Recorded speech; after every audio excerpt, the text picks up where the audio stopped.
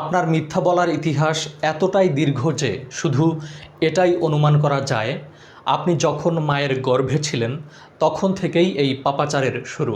আপনার মিথ্যাচারের ভয়াবহতা বোঝানোর জন্য অতিরঞ্জিত করে বলাই যায় জন্মের পর থেকেই আপনি মিথ্যা কথা বলে আসছেন।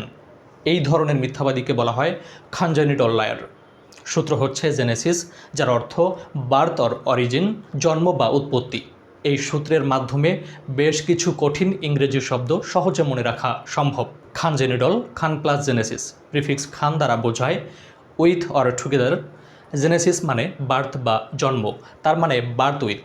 কনজেনিটাল লায়ারের ক্ষেত্রে বলা যায় বার্থ উইথ লাইং, যেন মিথ্যা বলার অভ্যাস নিয়েই জন্ম। যখন একটি শিশু বিকলাঙ্গ হয়ে জন্মগ্রহণ করে সেটা হচ্ছে কনজেনিটাল ডিফর্মিটি, অর্থাৎ বার্থ উইথ ডিফর্মিটি। অন্যদিকে বাবা মায়ের জিনের মাধ্যমে একজন শিশু চোখের রং, নাকের গঠনসহ যেসব বৈশিষ্ট্য পায় সেগুলোকে বলা হয় হারেডিটারি।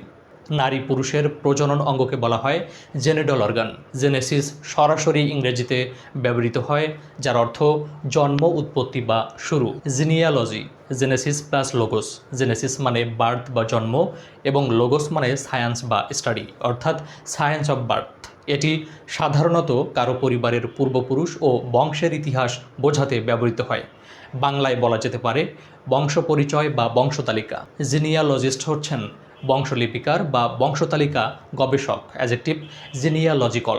জেনেটিক্স হলো বংশগতিবিদ্যা, বিজ্ঞানের একটি শাখা যা বংশগত বৈশিষ্ট্য এক প্রজন্ম থেকে অন্য প্রজন্মে স্থানান্তর নিয়ে আলোচনা করে।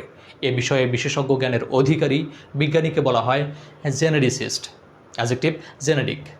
জিন হলো বংশানুক্রমিক তথ্যের একটি একক যা বাবা মা থেকে সন্তানদের কাছে বংশগত বৈশিষ্ট্য যেমন চোখের রং, লোমের ধরন প্রেরণ করে। মিথ্যাবাদীর পরের গল্পগুলো দেখতে চোখ রাখুন এই আইডিতে। সুস্থ থাকুন। ধন্যবাদ সবাইকে।